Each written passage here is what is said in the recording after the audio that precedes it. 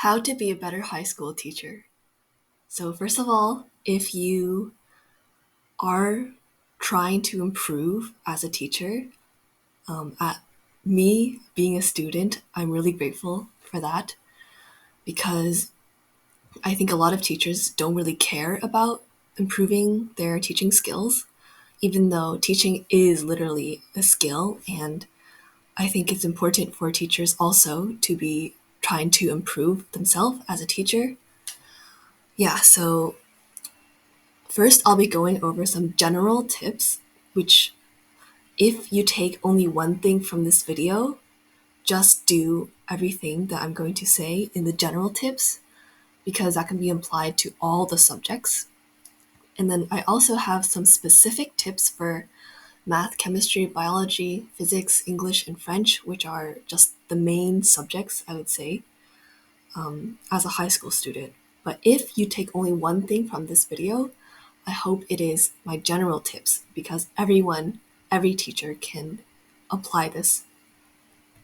Okay, so number one is to always post answers to worksheets.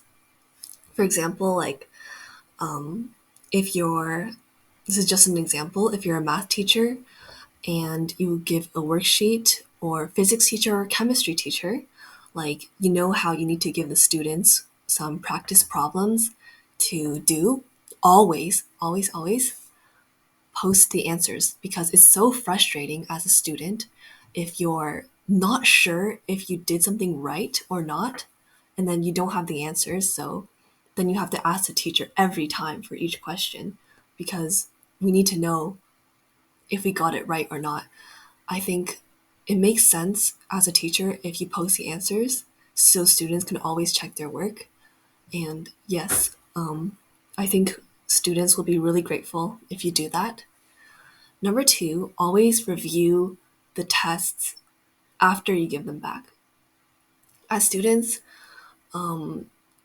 we want to learn what we want to learn our mistakes, and next time if we get the same question, we want to be able to answer it correctly. So I think it makes sense if you always review the tests that you give so we know how to do the question again if it were to be asked of us.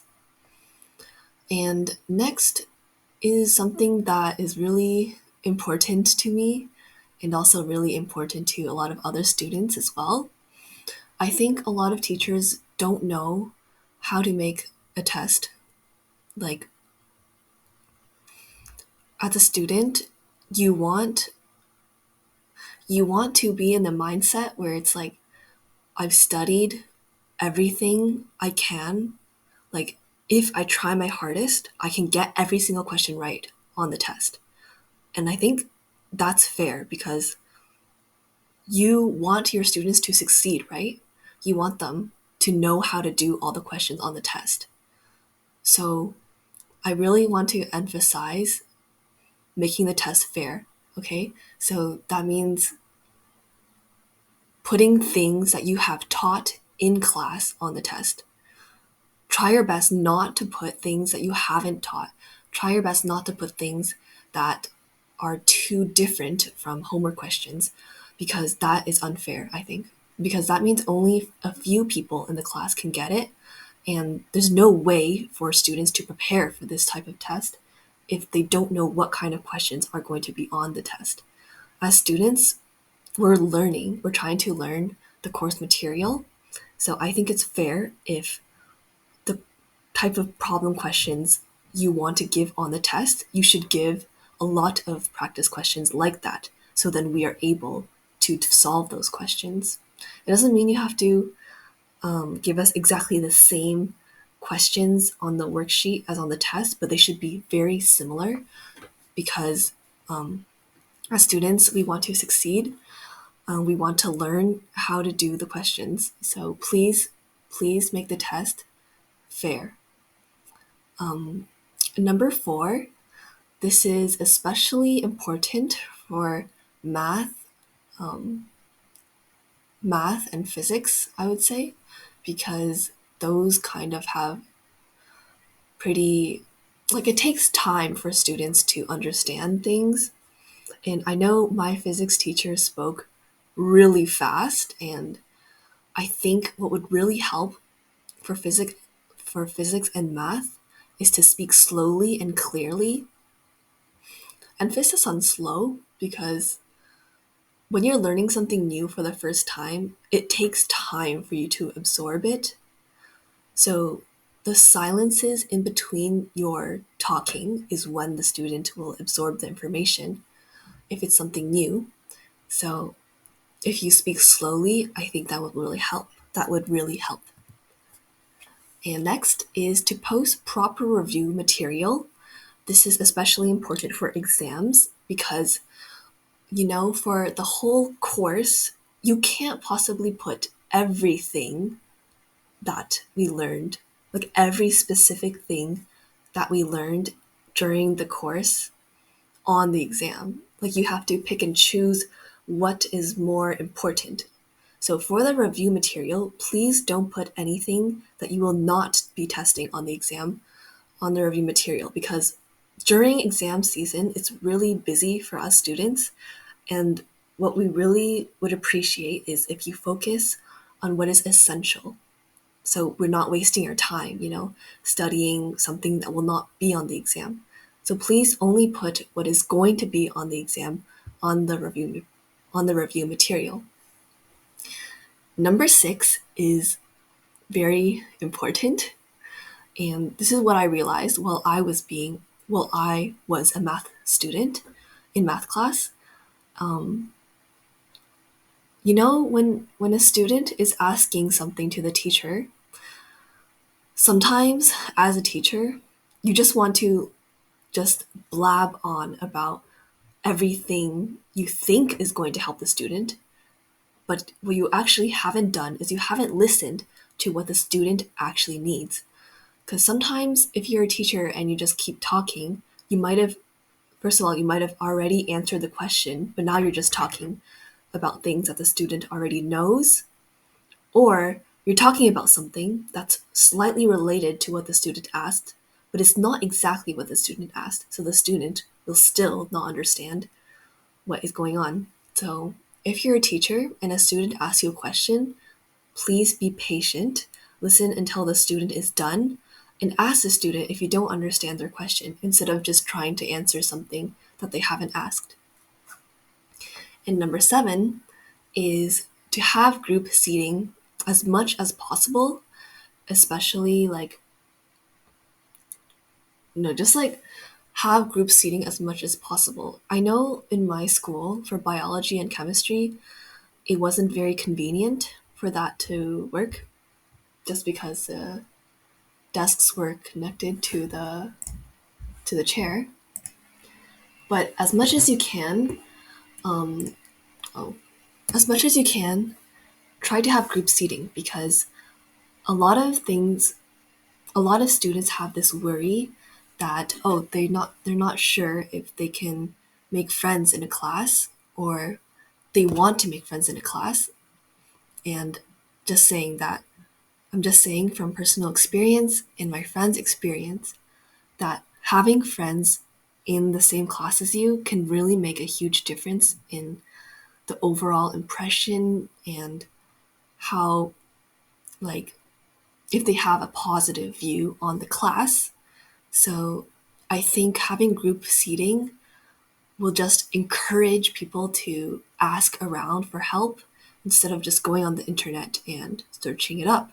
Because I think I read once in a study, or I've heard somewhere on the internet, that if you ask someone for help, if you ask someone for help in person, they will have a more positive view of you.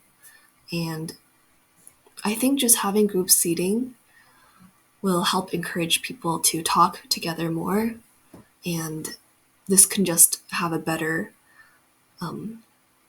experience in a certain class. Next, please give back every question on tests, even multiple choice questions. because this way students can study it, because students, they want to learn, okay? They want to learn what they did wrong on their test. And if you don't give the multiple choice question back, then every time you want to review, we'll just have to ask the teacher. And it's kind of harder to review. And also you can't review at home if you're a teacher and you have the multiple choice questions, we can't review it at home. And we have to do a lot of revision at home. Please give the multiple choice questions back on test. I know it's really hard, right, to make different multiple choice questions for each class, each year, but please just give them back so we can review. And next, this is the last general tip as a high school teacher, is to make a feedback form for yourself, because every teacher is different. Every teacher has different things that they are good at and things that they are bad at. So if you make a feedback form for yourself, you can get personalized feedback for yourself from your students, because your students know you the best because they've been with you for a semester at least. And if you really want to improve as a teacher, I think this is the way to do it, is to make a feedback form and ask your students to give you feedback on what you did well, what you could have improved on. Those two things, I think, will really help you become a better high school teacher. Now let's go on to subject-specific advice I have for high school teachers. So let's start with math. Number 1 is to not assume things. Like, this is kind of a hard one to put into practice because you also don't want to say things that they already know. But just try to go as in-depth as you can and don't skip anything. This way you can make sure that everyone gets it. Just don't assume that people know things are in the course just because you think it's obvious, because it's not obvious to students. And it can make them feel dumb if you just go on to a next step but you don't explain something. Number 2, very important, give lots of examples. Okay, so in my math class, the teachers only gave, I think, max 3 or 4 examples of just all the different cases you would see. But even if that's good enough, the homework questions are going to be harder than what you've taught. So then I know it's good to challenge the students, right, to think for themselves and to struggle a little bit. But if you're only giving them 3 examples for something completely new, they're not going to be able to do like a lot of the homework, and that's going to make them feel frustrated. So please, please, please give more examples than you think they need. Just spend like 30 minutes even just giving examples, explaining your thought process on how you're solving each type of different question so that they can do almost all the homework. Maybe if you really just want to challenge them, maybe don't explain one type of homework question, and then you can, if someone asks you about it, you can explain it to them. But please don't make us ask you how to do every question on the homework because you haven't given us an example on how to do it. Next, for chemistry, number 1 would be to use anecdotes, because I think for chemistry, a lot of things are just a bit too like theoretical. Like for me, atomic radius, ionization energy, electron affinity, periodic trends, those things were just kind of hard to think about. So I think if you use anecdotes, I saw a video of a teacher using an anecdote on explaining these periodic trends, and that really made it stick in my mind. Like the way they're explaining it, yeah, it's like something you would do to a kid, if you're explaining something, you're going to use something that they already know. So I think this will help you explain things to students in a way that it can really stick in their mind. Number two, this is for labs. Please demonstrate the proper cleaning very carefully, because I know for us, my teacher didn't really explain how to clean things.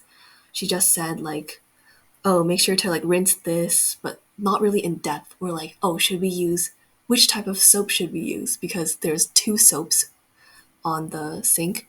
And oh, is it necessary to rinse this? Oh, can I put this down the drain? Like, please, before assigning us a lab, give us very clear instruction on exactly what goes on during cleaning. So we just know exactly what to do, because yeah, it's not very fun when we're just really confused. We have to ask like, oh, how do we clean this? Do we have to clean that? What do we have to do with this? You know? And next, for number three, please have fun slides.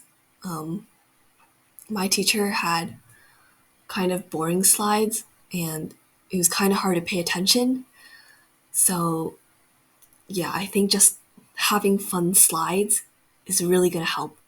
Maybe like use interesting fonts, interesting colors, interesting images, and just not too many words. And also, something that I just want to mention right now that I thought about,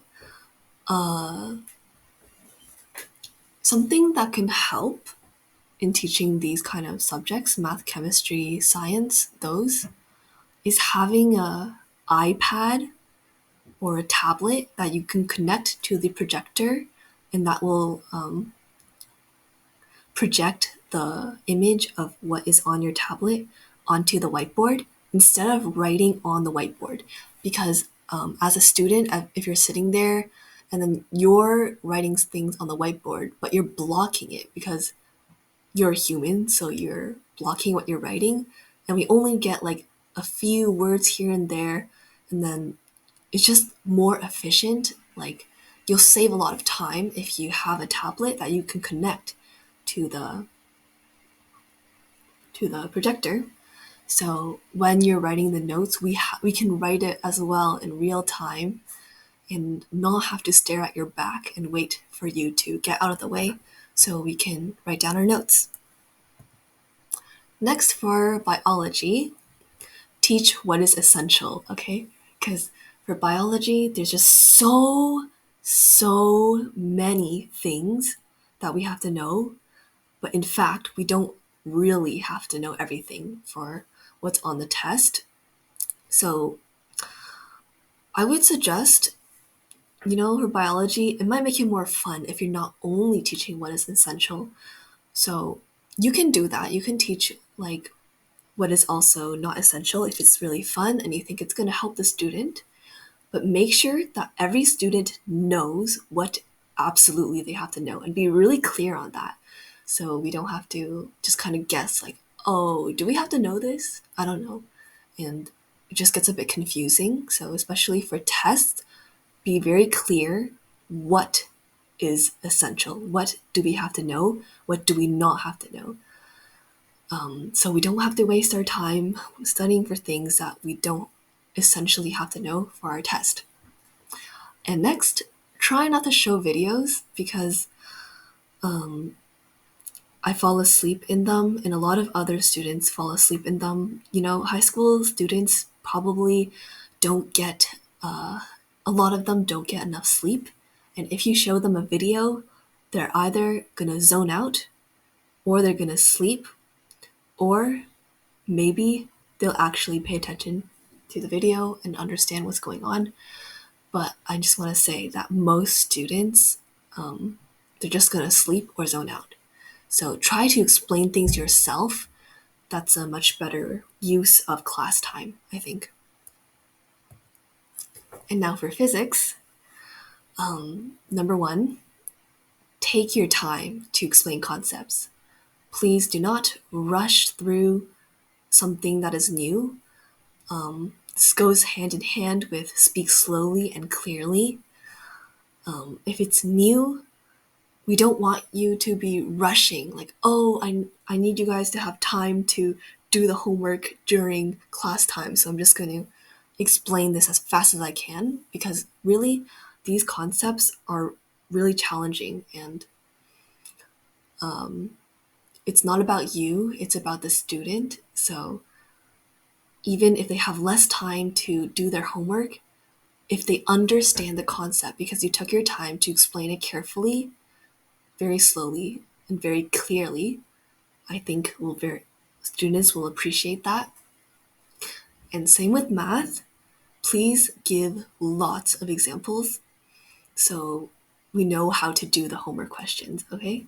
Because as a student, you don't want to struggle too much with things. And I know for a lot of my teachers, not for chemistry, but for math and physics, they made us struggle too much. You have to find the perfect median on how much we should struggle and how much time we should know how to do things, okay? So you can just do this by giving lots of examples. And I mean lots.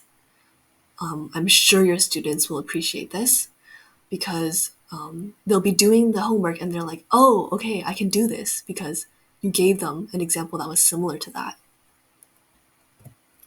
Okay, now for English, number one, okay, this is a trend I've seen through a lot of English teachers. They tell you what to do, but they don't tell you how to do it. For example, write a reflection on this book, or write an essay on this book. Write, write how does this literary device help the reader gain more insight into the story, some things like that. So you would just tell us to do it, right? But you didn't tell us how to do it. So then how are we ever going to know the right way to do it if you don't teach us how to do it? And for English especially, for me, I think English is harder than math because there's no right answer. There can be multiple right answers, multiple wrong answers. And yeah, I think if you just teach us how to do it, it would help. And now I just thought about something else that I want to put here. None of my teachers have ever done this, but I just think this would really help. So if you're giving an assignment out for English, you can do this before or after. I don't think it matters too much. Please do the assignment yourself and then make sure it's very high quality. So if a student gave this to you, you would give them 100 out of 100, okay? And then show it to us so us students know what you're looking for. What is an example of a good essay or a good response to something? Because if you don't give us an example, then we students, we have to rely on each other. And, that's great, but you're a teacher. You're here to help us. So please do the assignment yourself and then show us what a good way to do it will look like. Especially for essays, because I never know like what they're actually looking for, what a good essay really looks like. So please do it yourself. Okay, number 2 would be to give feedback. Give lots of feedback. For English, it's all about this, I think. So each person needs individual feedback, and I think this will really help your students get good at English. Maybe not get good, but get better, which is what really matters at the end if they're improving. So once you maybe, like before you give them marked assignments, give lots and lots of practice assignments that are just for feedback. Don't give any mark, just feedback only. And make sure it's individual because everyone has something that they're good at and they're bad at. Everyone is different. So this will really help. And next, number 3, please choose good books. Choose books that you've read yourself and you know deep in your heart that it's a good book.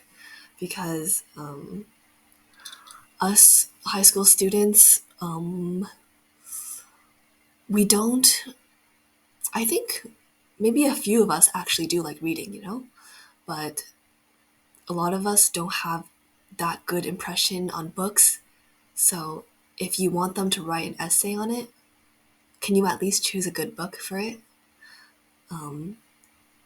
Yeah, I think that will help us be more engaged and just like the class more.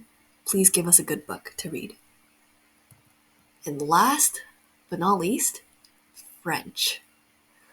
Okay, so number one, I don't know if this is like too, not controversial, but if this is really necessary, but for me right now, this is necessary. For me, at least in my school, we're pretty good at reading, listening, writing, but do you know what we're not good at? We're not good at pronunciation. We're not good at speaking. And the reason why is because almost all our teachers are not native in French because their first language is English. So then when they speak French, there is an obvious accent. And for me, like, I guess accent is not very important to a lot of people, but I want to learn how to speak French like a native speaker. It can be like from Quebec, from France, from Europe, Africa, any country that speaks French as their French as a native language. So when the teacher speaks, at least then we'll have a good idea on what it's supposed to sound like, what kind of words that French people actually use. Like, for example, now that I've been listening to more native speakers speak French, they use a lot of words like genre or actually, I can't think of them right now. But basically, the way they speak, the words they use, the pronunciation, even the intonation, the way they say things is so different from if you're an English speaker and you're learning French. So can you please be a native speaker if you're teaching French? And next, don't focus too much on grammar. That's just gonna ruin the experience for people because I know for me, in my French class this semester, I'm not even joking, but every day we had 2 to 5 pages of just grammar homework to do for French. That will just ruin the experience. That is what's going to make people hate French class because it's so boring. So I know that grammar is important, right? Grammar is important. But can you not do it every single day? Maybe do it like once a week, and then the students can actually be focused when you're teaching them the grammar. Because at least for me, in high school, students should have already a good sense of what sounds good and what doesn't sound good. And if you have that, you don't need to teach them grammar. For example, if you're an English speaker, if you're a native English speaker, you don't need to learn English grammar because you know already what sounds good, what doesn't sound good. You know what's wrong, right, and wrong. I think grammar is very important for people who don't know about that. So the grammar can help them know, help them get the feeling of what's right and wrong. And even French people, they don't always use the right grammar. They just do what sounds good. So, yes, you can teach grammar, but can you not focus too much on it? Can you just do it like once a week or once every 2 weeks? For French class, I think what we should really be focusing on is speaking, because speaking, in my opinion, is what's really important for a language. Of course, other things are important too, but for French and especially for learning languages in a school, I think a focus on speaking can just really help your students get better at the language. Thank you for watching and have a great day.